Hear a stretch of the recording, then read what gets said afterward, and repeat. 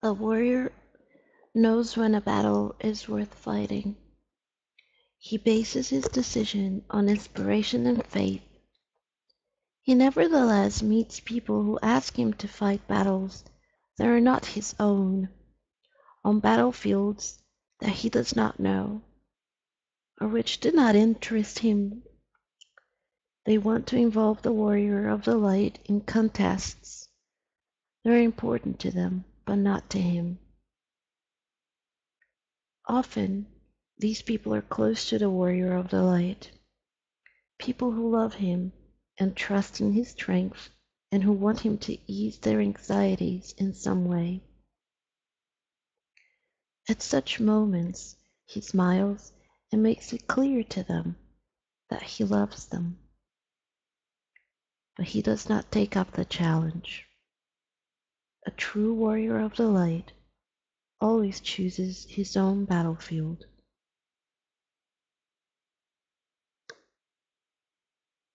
The warrior of the light knows how to lose. He does not treat defeat as if it were a matter of indifference to him, saying things like, "Oh, it doesn't matter," or, "To be honest, I didn't really want it that much." He accepts defeat and does not try to make a victory out of it. Painful wounds, the indifference of friends, the loneliness of losing, all leave a bitter taste. But at these times he says to himself, "I fought for something and did not succeed. I lost the first battle." These words give him renewed strength. He knows that no one wins all the time. No one wins all the time, and he knows how to distinguish his success from his failures. 102. When somebody wants something, the whole universe conspires in their favor. The warrior of the light knows this. For this reason, he takes great care of his thoughts. Hidden beneath a whole series of good intentions lie feelings that no one dares confess to himself: vengeance, self-destruction, guilt, fear of winning, a joy at other people's tragedies. The universe does not judge. It conspires in favor of what we want. That is why the warrior has the courage to look in the dark places of his soul in order to ensure that he is not asking for the wrong things. And he's always very careful about what he thinks. 103.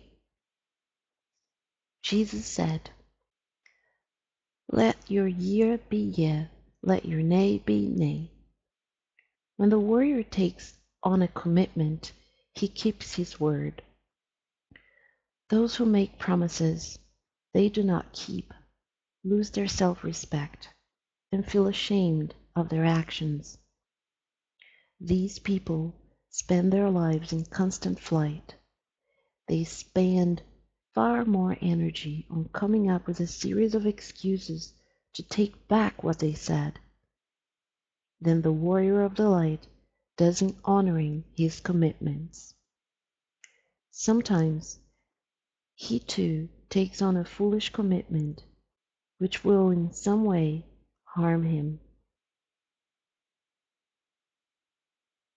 He does not repeat his mistake, but he nevertheless keeps his word and pays the price for his own impulsiveness.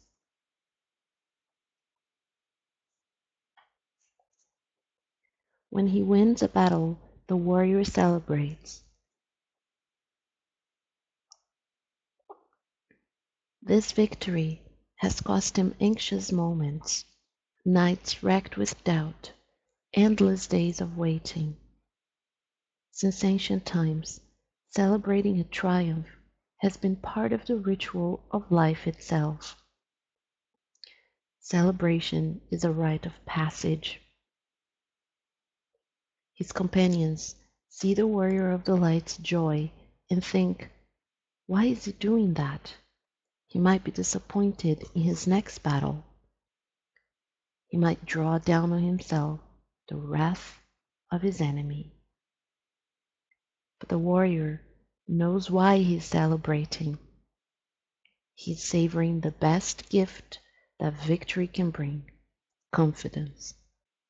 He celebrates yesterday's victory in order to gain more strength for tomorrow's battle.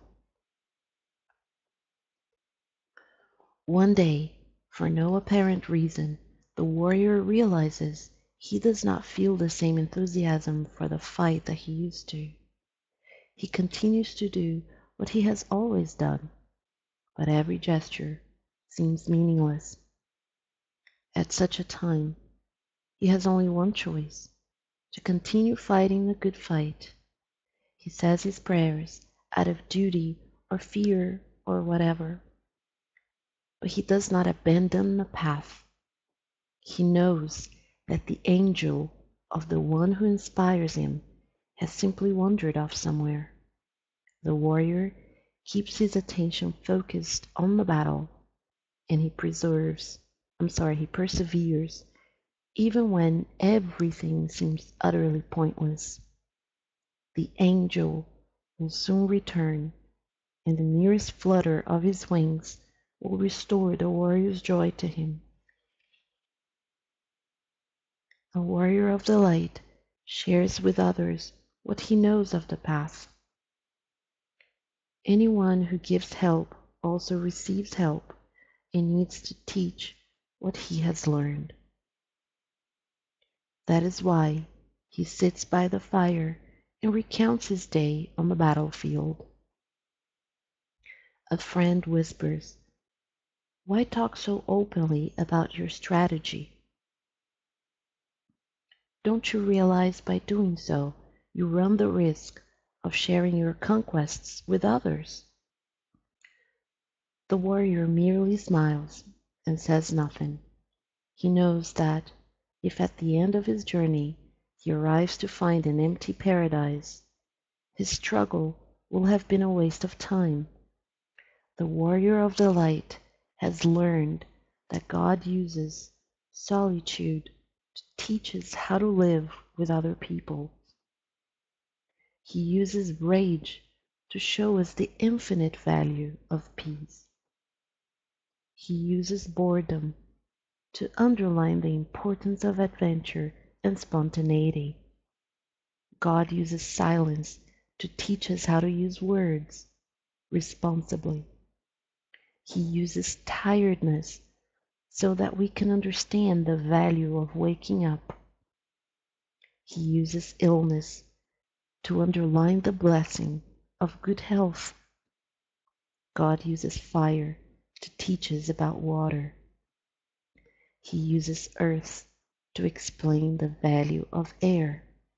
He uses death to show us the importance of life.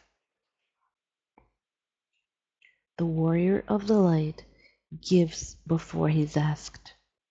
Seeing this, some of his companions say, if someone wants something, they will ask for it. But the warrior knows that there are many people who simply cannot bring themselves to ask for help. Alongside him live people with such fragile hearts that love becomes a sickness.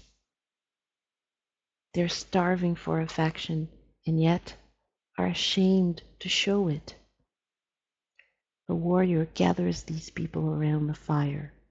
He tells stories, shares his food, drinks with them.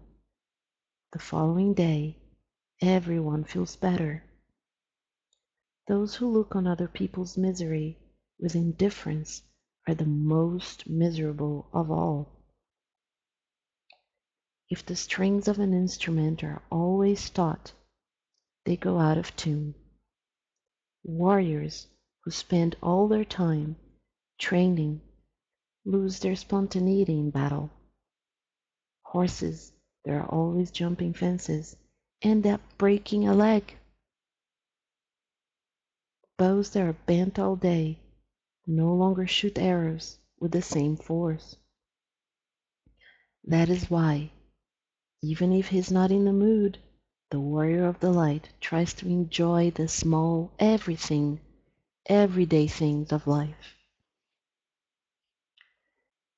The warrior of the light listens to Lao Tzu when he says that we should let go of the idea of days and hours in order to pay more attention to the moment.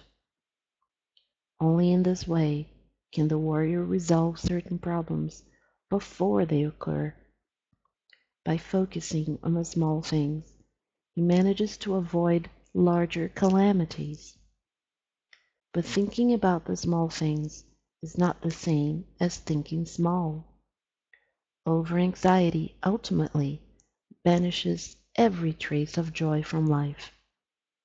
The warrior knows that a great dream is made up of many different things, just as the light from the sun is the sum of its millions of rays. There are times when the warrior's path becomes merely routine. Then he applies the teaching of Rabbi Nachman of Breslov. If you cannot meditate, you should repeat one simple word, because this is good for the soul. Do not say anything else. Just repeat that word over and over innumerable times. Finally, it will lose all meaning, but take on an entirely new significance. God will open the doors, and you will find yourself using that simple word to say everything that you wanted to say. When he's forced to perform the same task several times, the warrior uses his tactic and transforms work into prayer.